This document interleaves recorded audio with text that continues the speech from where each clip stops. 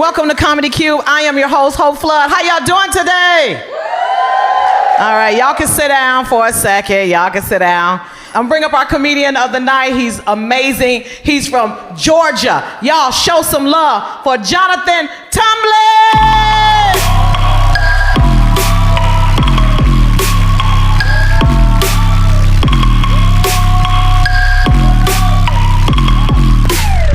What up? Man, it's good to see people's faces, man. This is cool as fuck. I am from Georgia. Anybody else in here from Georgia? No? All right, I guess not. She was talking about child support. I just had a daughter. You can clap for that. I just had a daughter. She's 5 months old. And a lot of my friends like to ask me, like, dude, you know how you are in these streets, bro. You just had a daughter and shit. And I just figured, like, God decided to use me as a vessel to give one back to the streets. You know what I mean? Like, it's very unfortunate, but I accepted it. You know what I'm saying? I'm raising up a whole human being just to be like, the bitches that I be fucking on. And that's... It's crazy. It's a crazy cycle. That's why I understand why people are scared of having kids. That shit is fuck. I don't want my daughter to be in them streets. Don't want her to be in the streets, man. When I was growing up in Georgia, man, shit was weird. That's why I'm out here. I feel like a runaway slave. Because anybody from the South would know, like, there's a lot of things that you can't do. And one of those biggest things that you can't do in the family that I was from was join a gang. You can't be in a gang, man. They don't play that shit. Southern black men, well, shit, son, when I was in the gang, I was young, we just whoop people's ass. You gotta go grab all these extra folks. They don't respect it. Southern black men don't respect that shit, man. Like, I feel like that's all LA needed was a Southern black man to come out here and be like, hey, man, I don't know why you want to do that shit right there, boy. When I was young, we used to whoop a nigga ass. Out here, they'll probably kill that nigga, though. Shut your old ass up, nigga. Got that nigga, cuz. I don't understand gangs at all. I don't understand them. If you want to meet me outside, anybody that's in one and explain it to me, I'm open, all right? Help me understand. The craziest thing that happened to me as a person from Georgia, I was on Hollywood Boulevard one night, walking to a club, and I was approached by a pack of niggas, all right? And when I say pack, they were a pack. It's a group of wild-ass young boys wearing blue that were like, hey, cuz, where you going with all that blue on? I had on a blue thermal that I had just purchased from Macy's because my homeboy said it was gonna be bitches at the club. I had nothing to do with a gang, like, you know what I'm saying? This is in the spur of the moment decision that I made, and I don't wanna die over it, right? So I'm walking up to the club and I'm stumped because what do you say to one of these young guys toting a pistol that you can see through his skinny jeans and shit, you know what I mean? And I did the only thing I know to do as a black man. I went back to my roots. And I was like, excuse me, Birdran, I know nothing about no gang that you talk about. Just trying to find my way to the club right over here. They let me go too. You like, oh, you one of them real niggas, huh? Real as they get, Birdran. It's about survival. It's about survival. Man, when I was younger, I actually tried to join a gang, but everybody in the neighborhood knew my mom, so that was like, that was hard to do. I pulled up to the set, they was like, man, we love Miss Tumblin, get your ass out of here. Leave the car though. Took my mama's car. Got my ass whooped twice that day for trying to hang out with the niggas. Man, life is crazy as fuck, man. But I made it. I made it to the West Coast. I'm on greener pastures. I smile more now.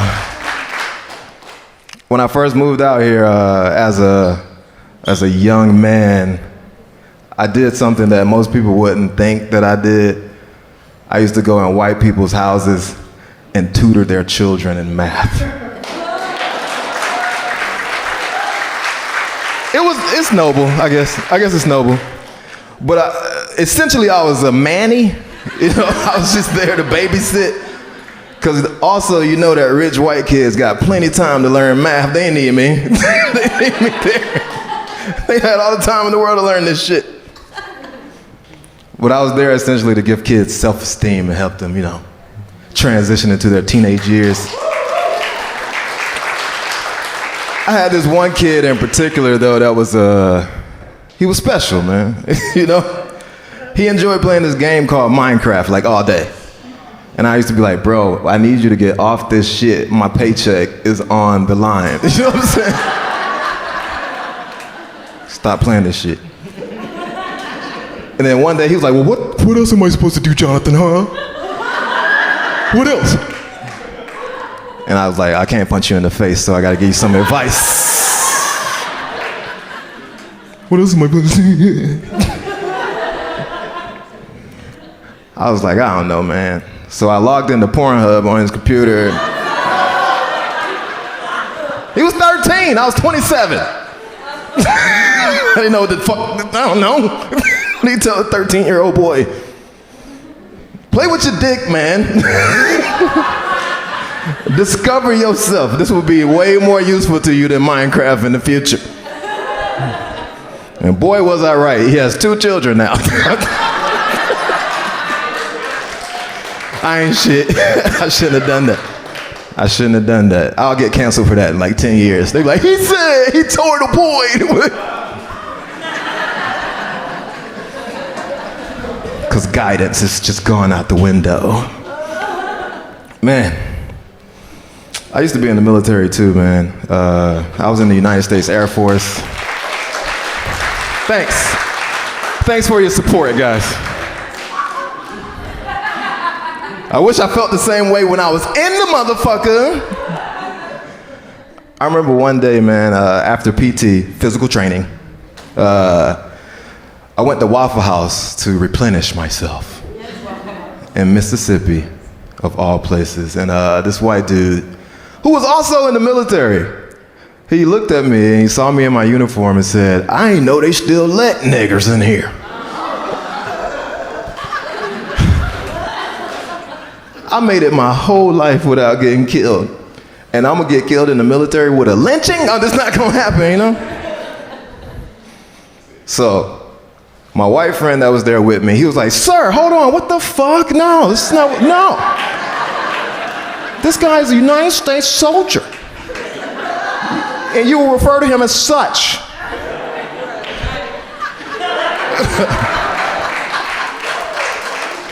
I was like, you my nigga Will for that shit. And Will was like, bro, come on, man. I'm like, nah, Will, here go your black card right here, my nigga. You saved me from a lynching. I appreciate you. And Will was like, all right, man, hey. But you know white boys. You give them a nigga card. You're supposed to say that shit with me and you, Will. Me and you. What's up, nigga? What's up, nigga? That's how it's supposed to go. Will waited till he wanted to throw a house party.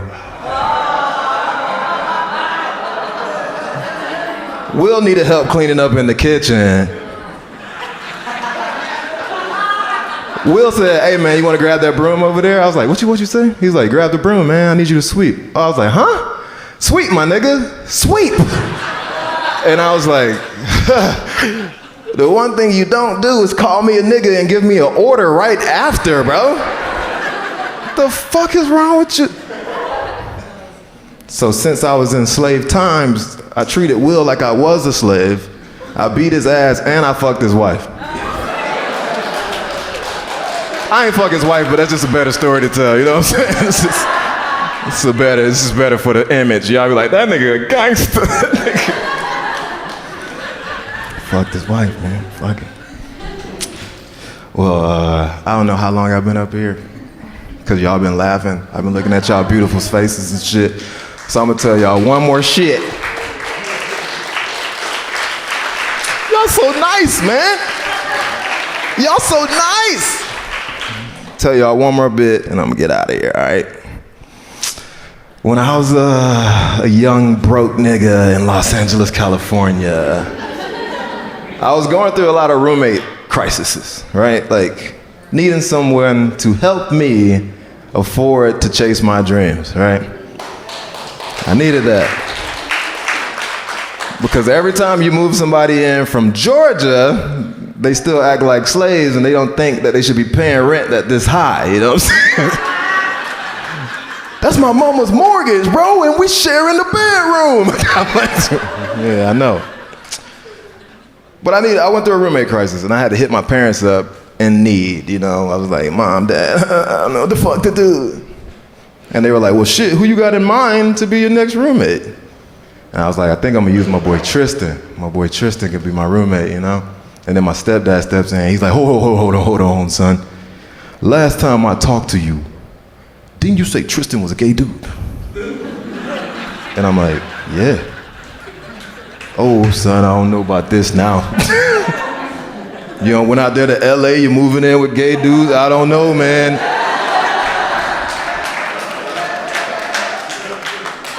What if one day you in the shower, son, and you get out the shower, and Tristan comes and takes your ass, son?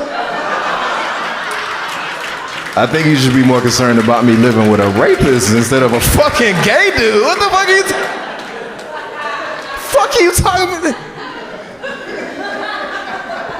I think that nigga even said the water glistening on my body on that phone call. I'm like, that's the gayest shit I ever heard in my life. The water glistening on your body, son, and you know.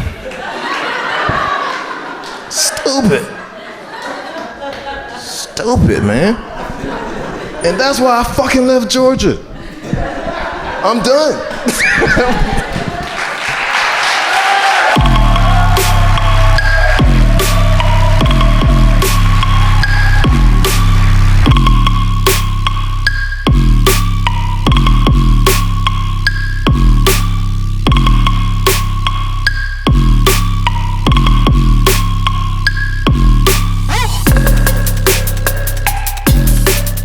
This has been a Funny Media Group production.